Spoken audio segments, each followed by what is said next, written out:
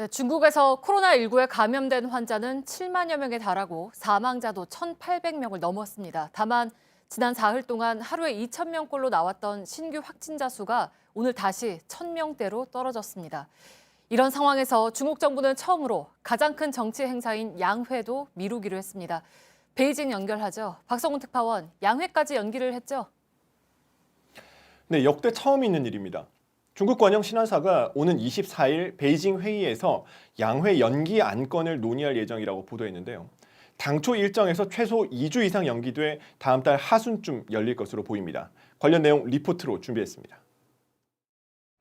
지금 보시는 것은 우리나라의 국회격인 중국 인민대회당 건물입니다. 현재 인민대회당 앞쪽은 촬영이 전면 통제되고 있어서 지금 보시는 것은 인민대회당 뒤편의 모습인데요. 중국 정부는 신종 코로나 감염 대처를 위해서 다음 달 3일부터 5일까지 열릴 예정이던 중국 최대 정치 행사인 양회를 연기하기로 결정했습니다. 지난 1978년 중국 개혁 개방 이후 양회가 연기된 것은 42년 만에 처음입니다. 취재진이 인민대회당 앞을 촬영하려 하자 중국 공안이 안 된다고 손을 흔듭니다. 출입이 엄격히 통제되고 있는 가운데 인민대회당과 천안문 광장 등 전 구간이 봉쇄됐습니다. 양회는 국정자문회의 성격의 정치협상회의와 전국인민대표자 회의를 말합니다. 전인대 법공위원회 대변인은 현재 코로나19와의 싸움에 역량을 집중해야 한다며 전인대 대표 3,000명 중 3분의 1의 대표가 싸우고 있다고 말했습니다.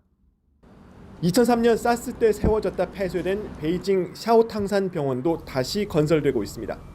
중국이 코로나와의 전쟁에 배수진을 친 셈입니다.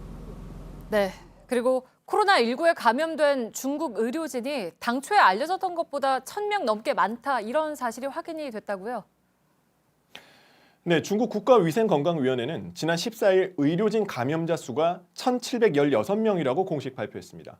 그런데 며칠 만에 중국 국가질병통제센터가 발표를 뒤집었습니다.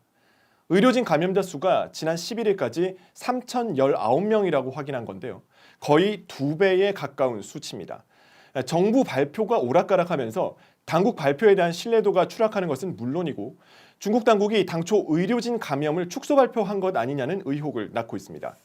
또 우한의 리우지밍 병원장도 코로나19에 감염돼 사망했다고 중국 CCTV가 전했습니다.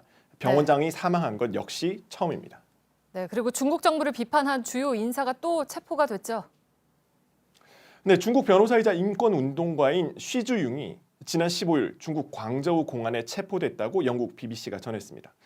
그는 중국 코로나19 확산에 대한 정부의 대응을 비판하면서 시진핑 주석의 사퇴를 공개적으로 촉구한 바 있습니다.